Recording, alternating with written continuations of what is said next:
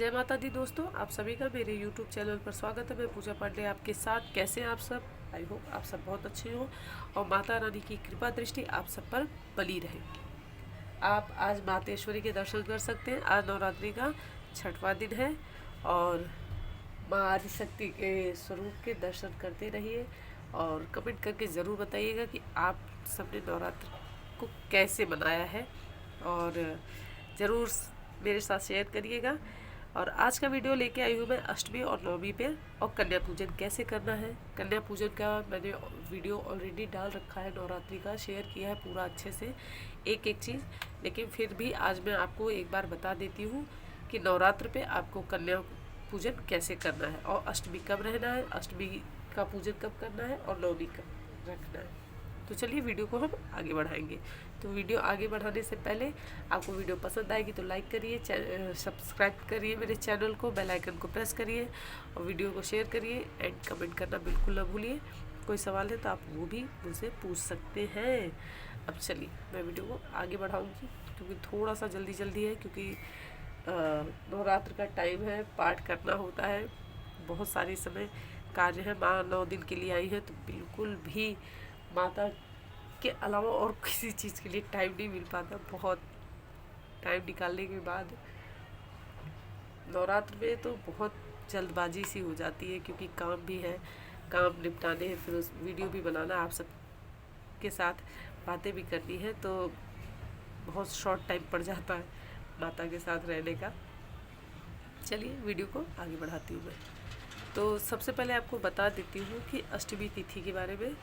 तो इस बार नवरात्रि का मैंने जैसे पहले वीडियो बनाते समय, नवरात्रि का जब मैं फर्स्ट वीडियो बनाई थी और बताया था कि नवरात्रि में घट स्थापना कब है, तभी मैंने आपको एक बात बताई थी कि नवरात्रि इस बार पूरे 9 दिन के एक भी दिन का क्षय नहीं है।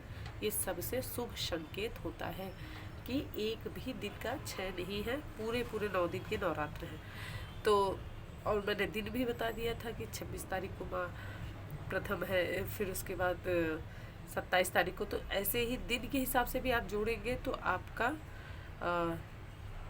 2 अक्टूबर के शाम के समय जो है वो अष्टमी लगेगी, सुबह के समय नहीं है। लेकिन अष्टमी तिथि हम मानेंगे 3 तारीख को, क्योंकि उदया तिथि में रहेगी हमारी अष्टमी 3 तारीख को। तो आश्विन शुक्ल पक्ष की अष्टमी तिथि जो है 2 अक्टूबर को शाम 6:47 पर शुरू हो रही है और अष्टमी तिथि, वही अष्टमी तिथि की समाप्ति 3 अक्टूबर को शाम 4:37 पर होगी। तो जब हमें 3 तारीख को उदया तिथि में प्राप्त हो रही है, तो इसलिए हम 3 अक्टूबर को अष्टमी का व्रत रहने वाले जो है माता के भक्त, वो 3 अक्टूबर को अष्टमी का व्रत रहेंगे, दिन सोमवार को।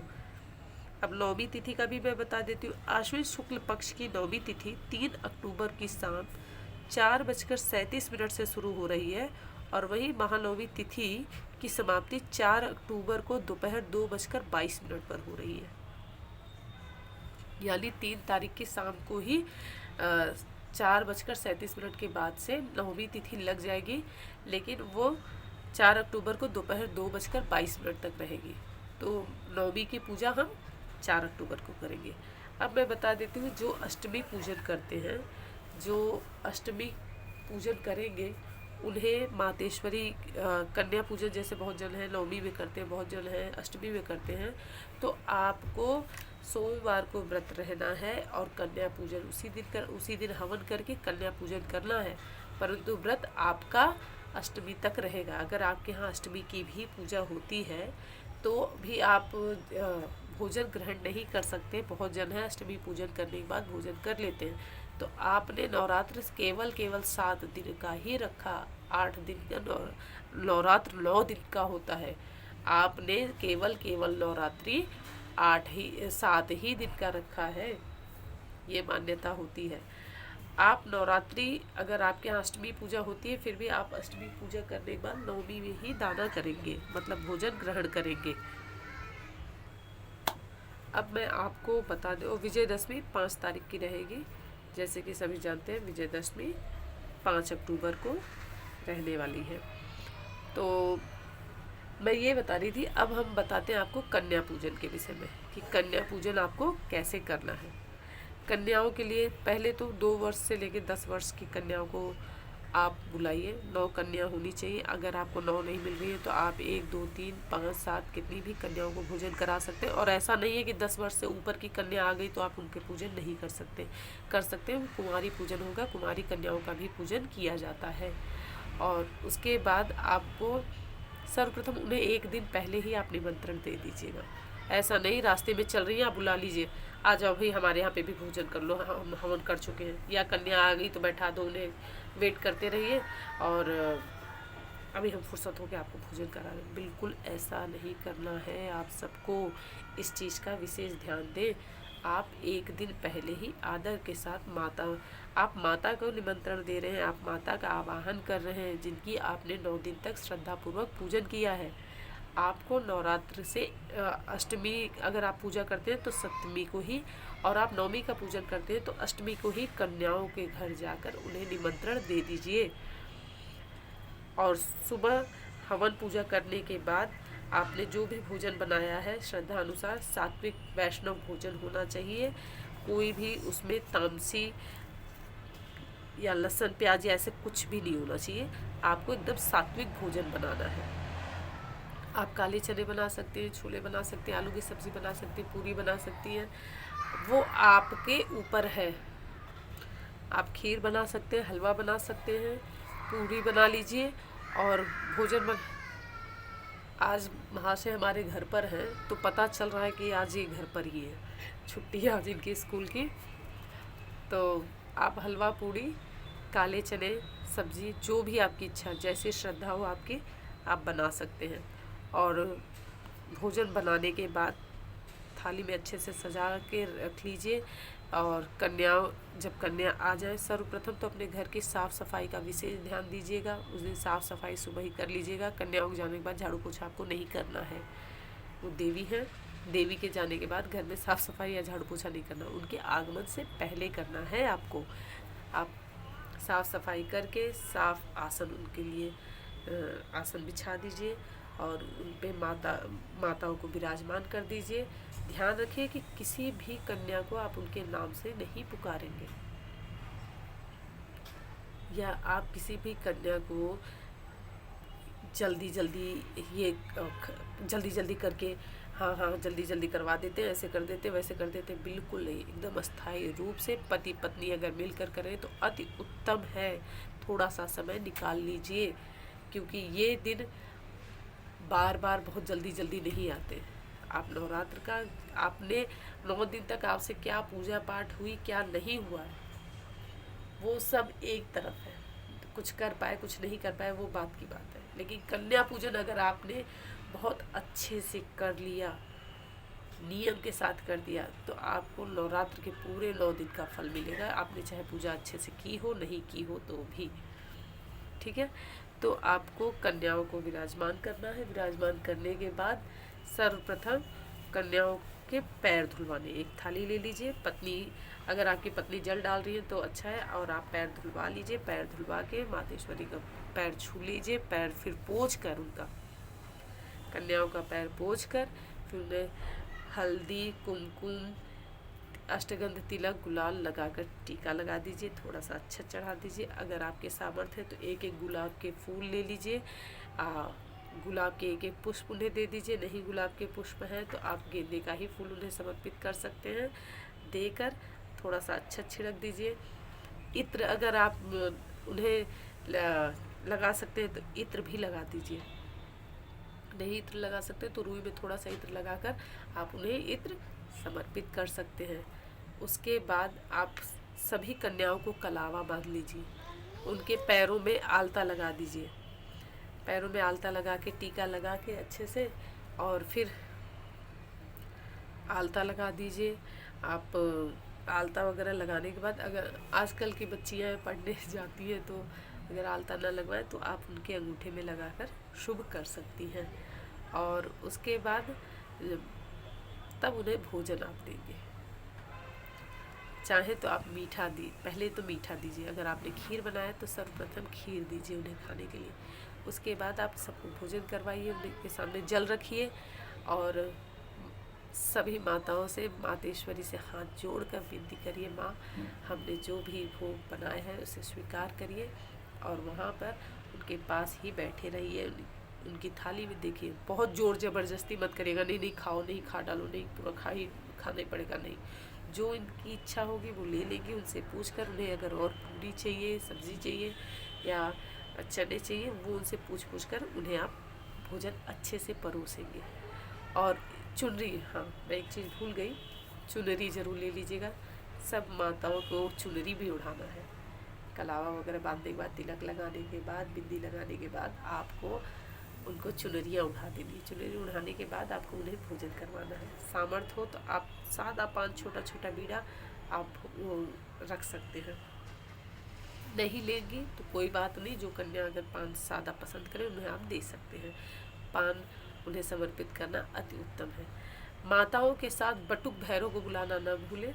बटुक भैरव का भी होना जरूरी है साथ में। उनकी भी पूजा वैसे ही करेंगे जैसे आप माता की पूजा कर रहे हैं, और उन्हें भी कलाव वलाव बांध दीजिएगा। और फिर प्रेम से मातेश्वरी का जयकारा लगाते हुए सब माताएं भोजन कर लेंगी। उन्हें उनके नाम से न पुकारिए, मैं फिर एक बार बता दे रही हूँ आपको। उसके बाद भोजन जब कन्या कर लें, अपने सामर्थ्य के अनुसार उन्हें उपहार और फल में आप उन्हें एप्पल दे सकते हैं, अनार दे सकते हैं, केला दे सकते हैं, वो आपकी श्रद्धा है। और अपने सामर्थ्य अनुसार उन्हें दक्षिणा देकर माता के पैर छू लेने हैं आपको। पति पत्नी साथ में मिलकर अगर 9 कन्याओं का पूजन कर लेते हैं, नहीं 9 कन्या मिली, 7, 5, 3, 1 जो भी कन्या आपको मिली है, श्रद्धा पूर्वक उनका पूजन कर लीजिए। और पूजन करने के बाद उनके पैर छू के और अक्षत रख दीजिए। सभी देवियों को थोड़ा थोड़ा अक्षत दे दीजिए। और जब पति पत्नी सबका पैर छूकर वही मातेश्वरी सभी माताओं को एक जगह खड़ा करके उनके सामने हाथ जोड़कर नतमस्तक हो जाइए, और वो आशीर्वाद के तौर पर आपके ऊपर वो अक्षत छिड़क देंगे और अपनी पीठ थपथपवा लीजिए। इस तरीके से अगर आप मातेश्वरी का पूजन, कन्या पूजन कर लेते हैं तो आपके जैसे भाग्यशाली कोई नहीं है। मैं ऐसे ही कन्या पूजन करती हूँ, और मैं जिस ढंग से कन्या पूजन करती हूँ वही चीज़ मैंने आपको बताई है। अगर आपके यहाँ और अलग होता हो तो अति उत्तम है। सामर्थ्य है तो आप उन्हें पायल दे सकते हैं। ये देखिए, ये हर एक चीज़ अपने सामर्थ्य के ऊपर है। यथा शक्ति तथा भक्ति कहा जाता है हमारे यहाँ कि यथा शक्ति तथा भक्ति। बाकी करवाने वाली वो है, हम आप तो एक निमित्त मात्र हैं, बाकी सब उनके हाथ में है। तो आप इस ढंग से कन्या पूजन करेंगे। उसके बाद कन्याओं को, जो कन्या छोटी है नहीं जा पा रही, आप उनके घर तक उन्हें छोड़ दीजिए। ऐसा नहीं बस दरवाज़ा क्रॉस कराया हो गया, नहीं, आप उनके घर तक उन्हें पहुंचा दीजिए। कन्याओं को एकदम आदर के साथ बुलाइए और उन्हें आदर तक उनके घर छोड़ दीजिए। अगर जो कन्या छोटी है नहीं जा पा रही तो आप उनके घर तक उन्हें छोड़ सकते हैं।